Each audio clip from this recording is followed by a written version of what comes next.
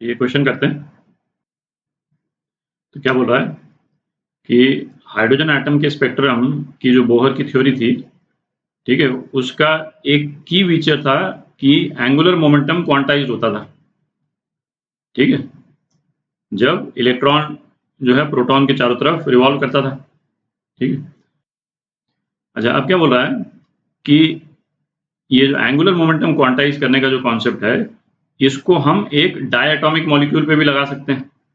ठीक है, जो कि रोटेशनल मोशन कर रहा है ना, और ये हम कहेंगे कि जो रोटेशनल एनर्जी है, और रोटेशनल एनर्जी क्या हुई, हाफ आई ओमेगा स्क्वायर, वो क्वांटाइज्ड है। ठीक है, रोटेशनल एनर्जी जो है वो क्वांटाइज्ड है। और रूल कौन सा लगाना है कि बोहर ने बेसिकली क्या बोला था कि एंगुलर मोमेंटम क्वांटाइज हो रहा है। तो बेसिक कॉन्सेप्ट था, शुरू हो रहा था एंगुलर मोमेंटम से, और उससे फिर वो बाकी सारे कॉन्सेप्ट आ गए कि भाई रेडियस भी जो है वो फिक्स्ड ऑर्बिट्स में ही हो सकता है, एनर्जी भी जो है वो फिक्स्ड एनर्जी हो सकती है ऑर्बिट्स में, है ना। वो सब डिराइव हो रहा है कहाँ से कि एंगुलर मोमेंटम क्वांटाइज हो रहा है। ठीक, तो इसके बाद में एक्चुअली 3 क्वेश्चन हैं इसी बैकग्राउंड में। तो पहला वाला तो ये है, तो आप तीनों देख लें एक बार पहले, फिर अपन करते हैं। दूसरा क्वेश्चन ये है, आप चाहे तो उसको है ना वीडियो को स्टॉप करके उसको नोट कर सकते हैं। और तीसरा क्वेश्चन ये है। ठीक है, तो तीनों क्वेश्चन करेंगे। पहले ये वाला क्वेश्चन करते हैं। क्या बोल रहा है ना, कोई डायटॉमिक मॉलिक्यूल है। ठीक है, तो एक डायटॉमिक मॉलिक्यूल बना लेते हैं।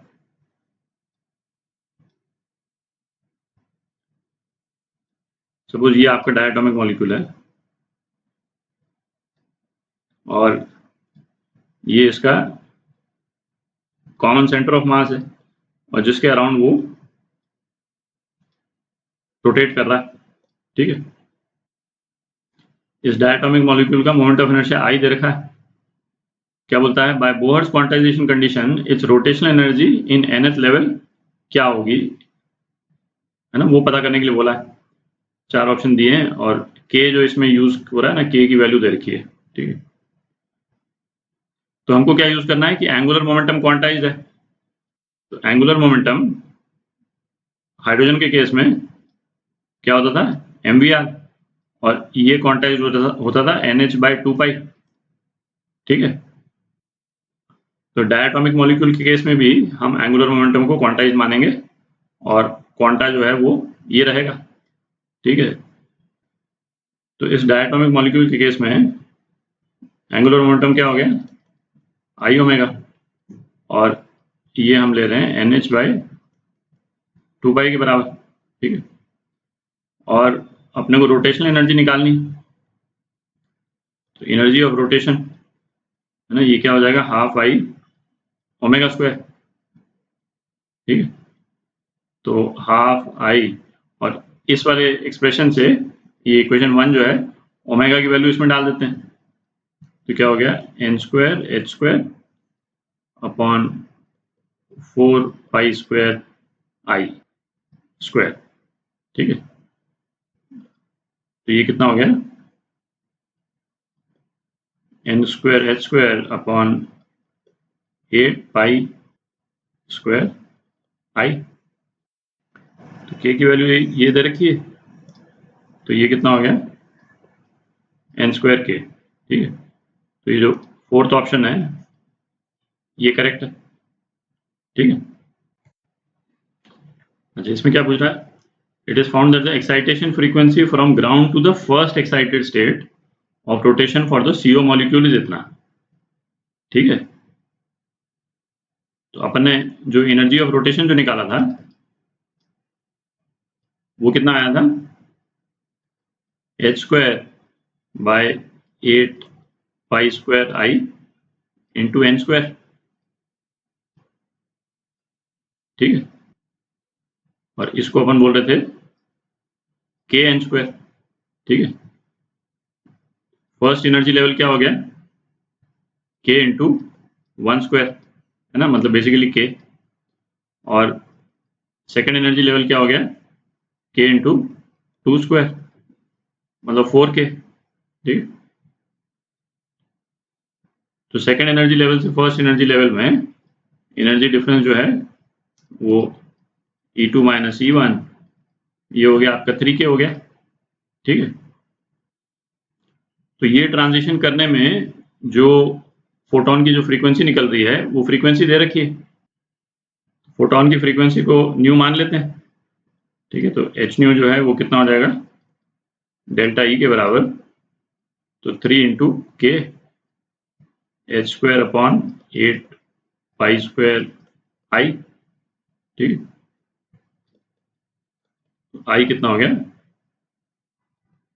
3h upon 8 pi square new, ठीक है।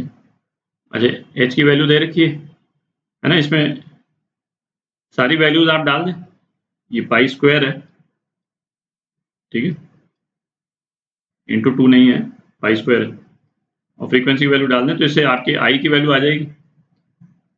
आई की वैल्यू आती है आपकी 1.87 into 10 power minus 46 kg metre square, ठीक। तो ये आपका आंसर, तो ये सेकंड ऑप्शन है, तो सेकंड ऑप्शन करेक्ट है। अब इसका तीसरा पार्ट करते हैं। तो इसमें ये दोनों जो एटम्स हैं इनके बीच में डिस्टेंस पूछा है, ये डिस्टेंस पूछा है, ठीक है। अच्छा, मोमेंट ऑफ इनर्शिया जो है वो अपन कैलकुलेट कर ही चुके हैं। मोमेंट ऑफ इनर्शिया कितना आया था, 1.87 into 10 power minus 46 kg metre square, ठीक है। तो इसको अपन ऑक्सीजन मान लेते हैं और इसको कार्बन, ये डिस्टेंस R1 मान लेते हैं, ये डिस्टेंस R2 मान लेते हैं, ठीक है। ऑक्सीजन का मास कितना है, 16 AMU और कार्बन का 12 AMU, ठीक है। तो 16 R2 जो है वो 12 R1 के बराबर होगा। तो R1 कितना हो गया, 16/12 R2, मतलब 4/3 R2, ठीक है। मोमेंट ऑफ इनर्शिया इसका सेंटर ऑफ मास के अबाउट, ठीक है, सेंटर ऑफ मास ये वाला पॉइंट हो गया। तो सेंटर ऑफ मास के अबाउट कितना हो गया, mass of oxygen R2 square plus mass of carbon R1 square, ठीक है। तो ये R1 की वैल्यू जो है वो यहाँ पे डाल देते हैं।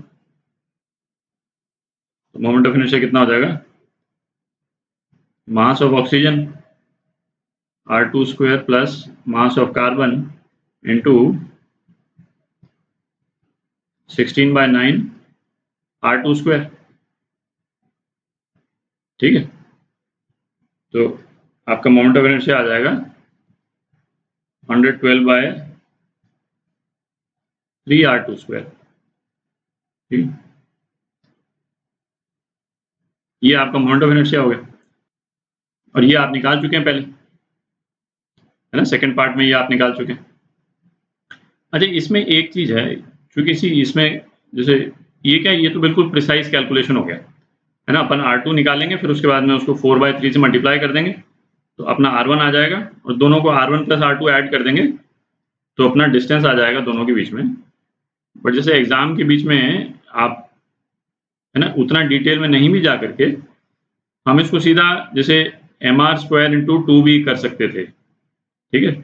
mr स्क्वायर करके आप निकाल लेते रेडियस और उसको 2 से मल्टीप्लाई कर देते, तब भी आ जाता, है ना। तब जैसे इसका एक्चुअल करेक्ट आंसर जो है ना ये है, इसका आंसर ये है। तो इस तरह से बिल्कुल एक्यूरेट करेंगे ना, ये पूछे वैसे भी एग्जैक्ट नहीं पूछ रहा, इज क्लोज टू पूछ रहा है ना, बिल्कुल ये करेंगे तो जैसे जिस तरह से अपन कर रहे हैं ये एक्यूरेट तरीका है। तो इससे अपना आता है 1.28 इंटू 10 पावर माइनस 10 आएगा, ठीक है। और यदि वो सिंपल वाले तरीके से करते हैं ना, R2 R1 को यदि बराबर मान के भी कर लेते तो आपका 1.2 आ जाता, 1.2 इंटू 10 पावर माइनस 10। तो बहुत फर्क नहीं पड़ता है, इन द सेंस की जो है ना वेरिएशन है, काफी जो ऑप्शंस हैं उसमें काफी वेरिएशन है। तो सीधा R मान के भी कर सकते थे, और 1.2 जो है वो इसी के क्लोजेस्ट है, तो इसको हम करेक्ट करते तो हमारा आंसर करेक्ट हो जाता। यदि ये ऑप्शंस बहुत पास होते हैं ना 1.3, 1.4, 1.5 इस टाइप के, तब इतने एक्यूरेसी में जाने की जरूरत है। बट ठीक है, चूंकि अपने पास में टाइम है तो हम है ना एक्यूरेटली कर रहे हैं उसको। तो अब आई की वैल्यू डाल देते हैं। ठीक, तो क्या हो गया ये 112/3। अच्छा, अब AMU की वैल्यू भी डाल देते हैं। ठीक, ये 112/3 तो AMU है ना, तो AMU हो गया आपका 5/3 इंटू 10⁻⁻27 R2 स्क्वायर, ये हो गया 1.87। अच्छा, ये जब 1.87 जब आया था ना, ठीक है, तो उस टाइम पे ये फिगर आया था आपका 15/8 से आया था ये। ठीक है, क्योंकि 1.87 को तो मैनिपुलेट करना मुश्किल रहता है, तो ये 15.8 है, तो अपन इसको 15.8 लेकर के चलते हैं। 15.8 इंटू 10⁻⁻46। ठीक है, तो इससे आप R2 कैलकुलेट कीजिएगा, तो R2 आपका आ जाता है 0.55 एंगस्ट्रॉम आ जाता है ना, मतलब इंटू 10⁻⁻10, 10⁻⁻10 में दे रखा है ना। तो R1 कितना हो गया 4/3 R2, ये आपका 0.73 एंगस्ट्रॉम। ठीक है, तो जो ये डिस्टेंस है दोनों के बीच में, इसको L बोल देते हैं। तो L जो है वो R1 प्लस R2, और ये हो गया 1.28 एंगस्ट्रॉम। ठीक, तो ये आपका आंसर है।